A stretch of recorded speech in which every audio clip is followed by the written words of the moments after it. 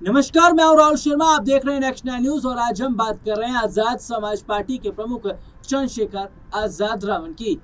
उत्तर प्रदेश के बाराबंकी में आजाद समाज पार्टी के कार्यक्रम में राष्ट्रीय अध्यक्ष व नगीना से सांसद चंद्रशेखर आजाद रावण भी पहुंचे। उन्होंने कहा कि बहुजन समाज के लोगों को अब राजपाट हासिल करना होगा। पहले युद्ध तलवारों से होते थे, लेकिन अब लोकतंत्र में बटन दबाकर वोट की जाती है। शहर के निकट हैदरगढ़ रोड स्थित मजीठा में काशीराम जयंती और पार्टी के स्थापना दिवस पर जनसभा का आयोजन किया गया। इस दौरान चंद्रशेखर आजाद रावण ने प्रदेश सरकार पर निशाना साधा। कहा कि प्रदेश सरकार लगातार कानून का राज होने का दावा करती है, लेकिन प्रदेश में खुलेआम हत्याएं हो रही हैं। कई जिलों में हुई घटनाओं का उल्लेख किया। उन्होंने कहा कि सरकारी दफ्तरों में भ्रष्टाचार फैला हुआ है।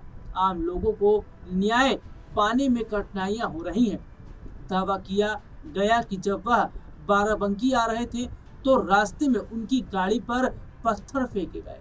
यह पत्थर उन पर नहीं बल्कि प्रदेश सरकार के दावों पर फेंके गए, जिनमें कानून व्यवस्था मजबूत होने की बात कही जाती है। चंद्रशेखर आजाद ने कहा कि अंबेडकर ने जो सपना देखा था वह उनके जाने के बाद अधूरा रह गया।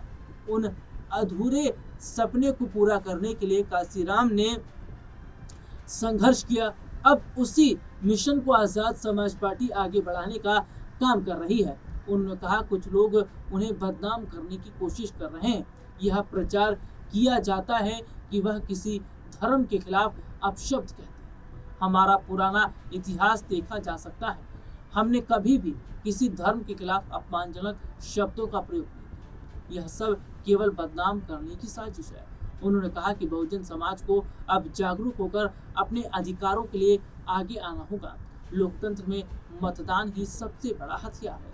इसी के माध्यम से सामाजिक और राजनीतिक परिवर्तन संभव है। आपको बता दें कि चंद्रशेखर आजाद रावण ने कहा कि जो लोग इस तरह की हरकत कर रहे हैं वो अपने समाज का नाम खराब कर रहे हैं। आजाद ने कहा कि वो डरने वाले नहीं और गरीब पिछड़े लोगों की आवाज को उठाते रहेंगे।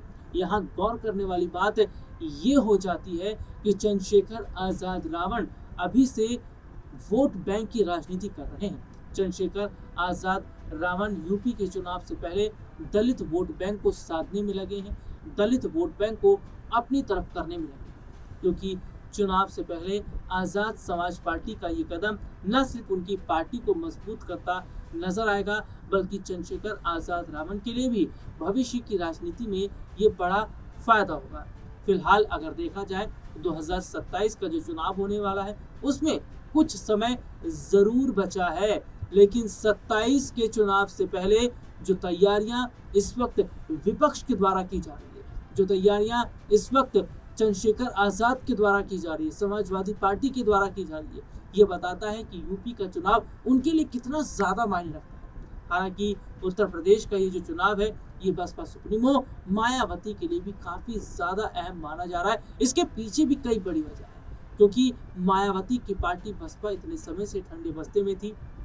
मायावती की पार्टी का बहुत बुरा हाल था और तो और ये तक भी देखने को मिलता था कि मायावती की लगातार ढिलाई की वजह से उनका जो वोट बैंक है वो भी शिफ्ट हो गया है। अब मायावती के लिए 2027 का चुनाव करो और मरो की स्थिति में आ गया। या तो ये चुनाव मायावती के लिए सही साबित होगा, या तो इस चुनाव में भी अगर मायावती की पार्टी को बड़ा झटका लगता है तो भविष्य में मायावती की जो पार्टी है वो अधर में चली जाएगी, यानी कि और ज्यादा ठंडे बस्ते में चली जाएगी। हालांकि इन सबके बीच में समाजवादी पार्टी के प्रमुख अखिलेश यादव की अगर बात करें तो उन्होंने न सिर्फ पीडीए का नारा पूरा फोकस किया, बल्कि उन्होंने हाल ही में मुंबई में जाकर बॉलीवुड फिल्मों के सुपरस्टार सलमान खान से मुलाकात की। सलमान खान से उनकी मुलाकात को बहुत बड़े हद तक एक वोट बैंक के तौर पर देखा जा रहा है।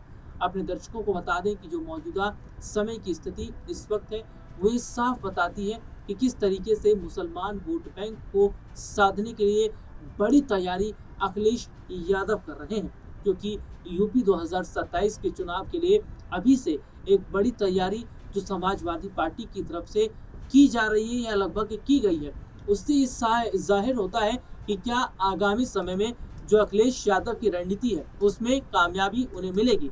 फिलहाल उत्तर प्रदेश के अंदर सबसे बड़ी चुनौती भारतीय जनता पार्टी के सामने भी है, क्योंकि यहाँ ये नजर आ रहा है कि उत्तर प्रदेश के चुनाव से पहले बीजेपी के अंदर सीएम कुर्सी को लेकर लड़ाई देखने को मिल रही है। उत्तर प्रदेश में सीएम कुर्सी को लेकर जिस तरीके की हलचल है वो साफ बताती है कि क्या ये हलचल ये बता रही है कि आगामी वक्त में जो बड़ा बदलाव है वो हो सकता है। सीएम कुर्सी को लेकर जो तस्वीर है वो पलट सकती है। यानी कि कुल मिलाकर अगर देखा जाए तो उत्तर प्रदेश का जो चुनाव है वो कई राजनीतिक पार्टियों के लिए दांव पर लगा हुआ है, और अगर ये चुनाव बीजेपी हारती है तो बहुत बड़ा झटका लगेगा, और अगर इस चुनाव में समाजवादी पार्टी वापसी करती है तो ये बहुत बड़ी बात है। हालांकि उत्तर प्रदेश की विधानसभा चुनाव से पहले अगर आजाद समाज पार्टी की बात करें तो फिलहाल चंद्रशेखर आजाद रावण ने अभी तक अपने पत्ते नहीं खोले हैं। अभी तक उन्होंने स्पष्ट नहीं किया है कि उनकी पार्टी चुनाव लड़ेगी तो कितनी सीटों पर लड़ेगी, उनकी पार्टी अगर चुनाव लड़ेगी तो पार्टी किस तरीके से जो काम है वो करेगी, या क्या कुछ रणनीति, इस पर अभी फिलहाल खुलकर वो कुछ नहीं बोल रहे। लेकिन यहाँ जो हालात इस वक्त हैं, जो तस्वीर इस वक्त है, वो ये बताती है कि ये जो चुनाव है ये कई राजनीतिक पार्टियों के लिए बहुत ज़्यादा अहम इस वक्त माना जा रहा है, बहुत ज़्यादा अहम इस वक्त दिख रहा है। और तो और जो तस्वीरें इस वक्त की लगातार सामने आ रही हैं वो भी ये इशारा करती हैं, वो भी ये साफ तौर पर बताती है कि किस तरीके से एक जो बड़ा बदलाव है वो कहीं ना कहीं नजर आ रहा है। हालांकि मैं अगर बात करूं तो समाजवादी पार्टी के प्रमुख जो अखिलेश यादव हैं उन्हें मुसलमान वोट बैंक मजबूत करने की जरूरत इसलिए पड़ रही है क्योंकि आजम खान की अगर बात करता हूं तो आजम खान जेल में है। आजम खान मुसलमानों के सबसे बड़े मसीहा है, सबसे बड़े वोट बैंक, सबसे बड़ा जो वोट बैंक है वो आजम खान जो है वो मुसलमानों का लेकर आते हैं, लेकिन अब ऐसा नहीं रहा है। बहुत हद तक प्रभाव उनका कम हो गया है। अखिलेश यादव को डर है कि मुसलमान वोट बैंक ना बढ़ जाए, क्योंकि उन्हें डर है कि आज़ाद समाज पार्टी अगर अपने उम्मीदवारों को उतारेगी तो जाहिर तौर पर जो मुस्लिम वोट बैंक है वो उस तरफ भी जाएगा, क्योंकि हमेशा से चंद्रशेखर आज़ाद रावण ने दलितों की, मुसलमानों की, पिछड़ों की, गरीबों की बात की। हालांकि संसद में भी उन्होंने जनता के मुद्दों को खूब जोर शोर से उठाया है, संसद के बाहर भी उन्होंने जनता के मुद्दों को खूब जोर शोर से उठाया। अब देखना होगा कि जो 2027 का चुनाव है क्या वाकई वो अग्नि परीक्षा जो है वो साबित होता है चंद्रशेखर आज़ाद रावण के लिए या अन्य तमाम नेताओं के लिए, और उत्तर प्रदेश की जनता सबसे ज़्यादा किस पर भरोसा करती है। हालांकि यूपी हो या बिहार हो, इन दोनों राज्यों की मैं बात करता हूँ तो यहाँ पर जातिगत फैक्टर बहुत ज़्यादा मायने करता है, और यही वजह है कि बिहार में अभी तक बीजेपी अपना नया सीएम नहीं बना पाई है या नया सीएम नहीं चुन पाई है, क्योंकि जो तस्वीर इस वक्त दिखाई दे रही है, जो हालात इस वक्त दिखाई दे रहे हैं वो ये साफ तौर पर बताते हैं कि मौजूदा वक्त के अंदर कितनी जो बड़ी चुनौती है, उस चुनौती का जो सामना है वो यहाँ पर करना पड़ रहा है बीजेपी को बिहार के अंदर।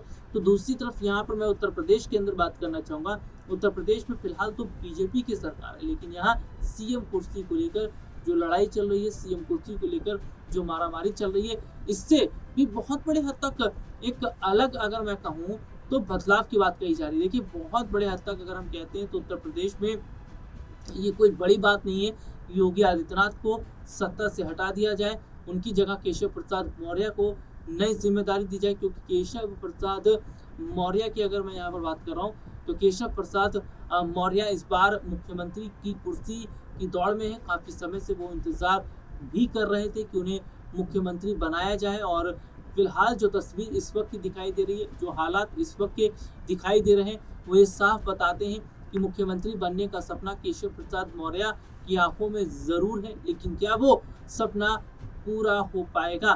तो यहाँ पर ये ज़रूर स्थितियाँ जो है वो लगातार बदल रही हैं, चाहे बीजेपी हो, चाहे फिर मैं समाजवादी पार्टी की बात कर लूँ या राजनीतिक पार्टियों की, हर जगह हलचल नज़र आ रही है। अभी से जो राजनीति के जो मंच हैं वो सज चुके हैं और राजनीतिक पार्टी के नेताओं के बयान एकदम तीर की तरह, तर्कस से तीर की तरह निकल रहे हैं और सत्ता पक्ष को घेर रहे हैं, अपने अपने वोट बैंक को वो मजबूत कर रहे हैं। और ये देखना होगा कि यूपी की जनता आखिरकार 2027 में किसके साथ खड़ी होती है और किसे सत्ता पर बिठाती है। फिलहाल आज के इस प्रोग्राम में इतना ही। आपसे फिर दोबारा मुलाकात होगी, तब तक के लिए इजाजत दीजिए। नमस्कार।